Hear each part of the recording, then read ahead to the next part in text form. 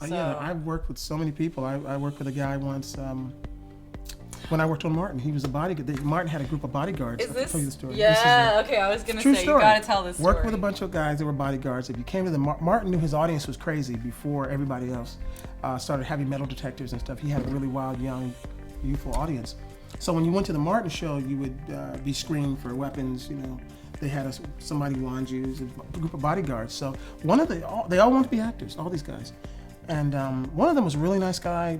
The biggest of them all, actually, is a big guy, about 6'6", huge guy.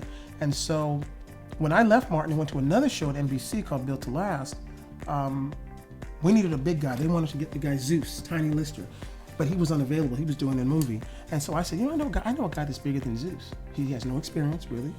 He's maybe got one credit, but if you want a guy that's intimidating, that looks big, this guy could do it. So they said, okay, call him. I called him. He came in. He auditioned. He got the job. And in the middle of filming the episode, they canceled the show. Right. NBC pulled the plug on the show.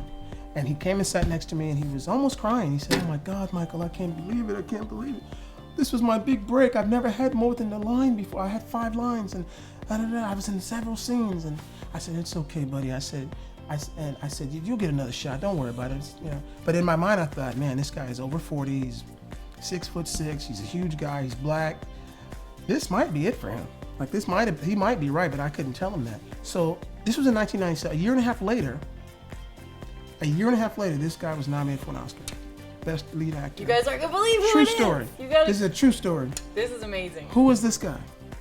Michael Clark Duncan. The late Michael Clark Duncan. This is from the man from the Green Mile. From the Green Mile. He was nominated for Best Lead Actor in the Green Mile. He did like 20 movies after that, 25 movies. And I would see him, I'd run into Michael around town, and we always would hug each other and just smile. We didn't have to say anything. He knew what I was feeling. I knew what he was feeling. But it was like a dream. But this guy beat the odds and people remember him, even though he passed a couple of years ago, unfortunately, before his time. But yeah, that's very sad. Yeah, but Michael was, I knew him as Mike the Bodyguard. But when I worked for Entertainment Tonight, I worked with Mary Hart, John Tesh, he was still there, Lisa Gibbons. John Tesh used to be a sportscaster in New York for CBS Sports. John Tesh told the story of when he and Bryant Gumbel and all those guys, Marv Alpert, when they were working at 30 Rock Plaza, they would there was a bar in 30 Rock Plaza that they all hung out in, frequented. And there was a guy who was really funny that worked in the bar. He was always mixing drinks and throwing up, bottles and flipping them. And then John left and came to work for Entertainment Tonight. Left New York, came to LA. He's watching TV. This is 5 years later. He's watching this new TV show with Sybil Shepherd and this unknown guy named Bruce Willis. He said, oh my God, Bruce the bartender he finally made it. So he knows Bruce Willis is Bruce the bartender from 30 Rock Plaza when he worked for CBS Sports. And so you just never know, right? You never know. You can't. That's why you can't count anybody. I don't underestimate anyone. People ask me, what's the greatest lesson you've learned in Hollywood? The greatest lesson I've learned in Hollywood is never underestimate anyone. Because you don't know. You guy could be sweeping your office today, as one famous artist used to do, just so he could use the studio at Warner Brothers. He was the custodian for Warner Brothers, and then they let him use the studio on the weekends. Who was the artist? He went to Michael Jackson's dad and asked him if he would manage him. Who was this guy? Prince. It was Prince. What? Prince, he used to sweep the floors at Warner Brothers. Yes. No way. And they let him use the studio. Man, I could just talk to him for he's got so many cool old stories. Everybody's got a story. So I don't care how big you are. We've all got a story. Well, you know what's really cool though? What I really love is like I think my show, like what you were saying about coming on my show in the first place, is that this show was made completely independently without anybody giving me a green light or nothing. We just started the show. I just started doing the show, and it's really become something that I really love doing, because also it gives a platform to people who you might not see on, the late night show or whatever, because there's such a gap between the general artist audience, people out here, and the, A-list international names where everyone knows their name, right? So true. And there's so hard to sort of have something in between there. And then you do run into that whole phenomena of, oh, that person's not made it yet, or that, who are you, or and I deal with that all the time. In fact, I'll call in, I make my phone calls, I'll call in agents, you know, just even though I don't have, you know, official representation myself, I just do it myself. And I run right into that whole, oh, who are you sort of thing that there is in Hollywood. And it's kind of funny because you just have to go and like do what you want to do what you love and start doing it. And eventually the people who don't believe, they're just going to have to after a while, because it's just a fact that you're doing it. You know? Well, you know, success, man. Everybody wants to jump on the bandwagon. When you're not making it, or when you're not, no one knows who you are. It's like, oh, it's because of this, it's because of that. If only she was shorter, if he was taller, blah blah blah. Then when you so-called make it, then they say, oh, well, I always knew he was gonna make it. He has this, and she had that. And, you know, I don't know. Nobody knows. It's like William Goldman, the famous screenwriter, said. He has a chapter in a book called Adventures in the Screen Trade on screenwriting. Chapter 5. You know what it says? It's one sentence. In Hollywood, nobody knows anything. And it's in the chapter. You know, you just gotta. That's why it's important to believe in yourself. I was talking to your graphics artist, and we were talking about. He was saying, I don't do this for the money. He's working on a show and doing well and very happy. And he said he's so excited about going to work. And I said I was the same way. I was just happy to be on. I did an internship. I got in the business because I didn't even want to be in the business. I was going to be a lawyer or a newspaper writer, and I was offered a job.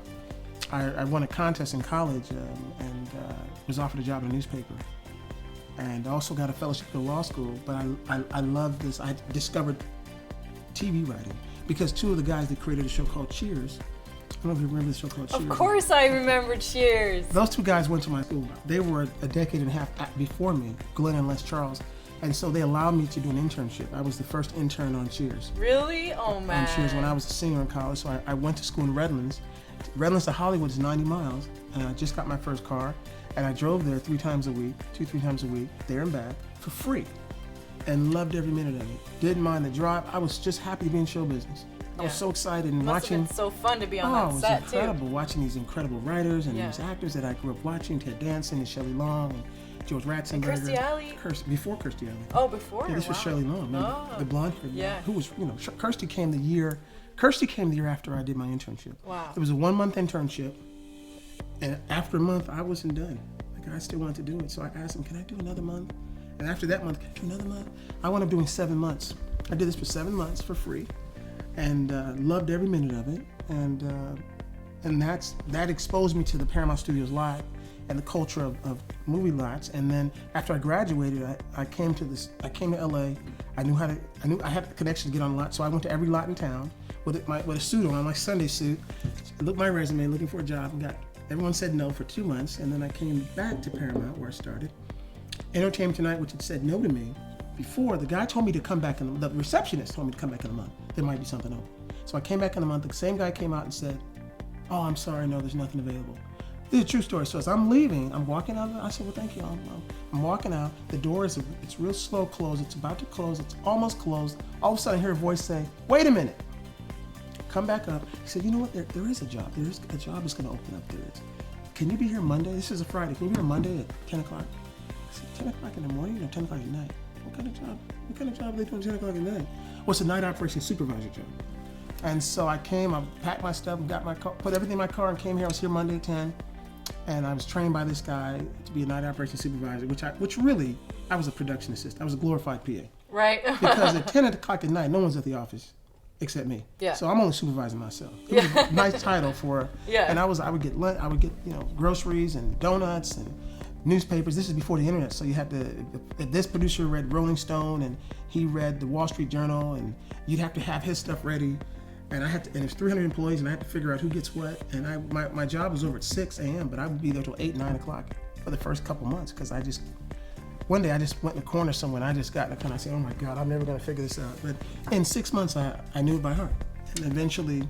But that was the way in. When you have a passion like me and your graphics guy, me and your sound person, was saying, when you have a passion for it, it's not about the money. You will do what's necessary to make it happen. Right. You do what you That's right. do. Yeah. Completely. And if you get favor, I don't know, whatever you believe in, I believe in God, I'm a Christian. And I know that whatever I've gotten, no matter what it is, it hasn't just been me. Because I know a lot of people that are as talented or better, who aren't in the business, who gave up, quit, who for whatever reason couldn't break in before it broke them.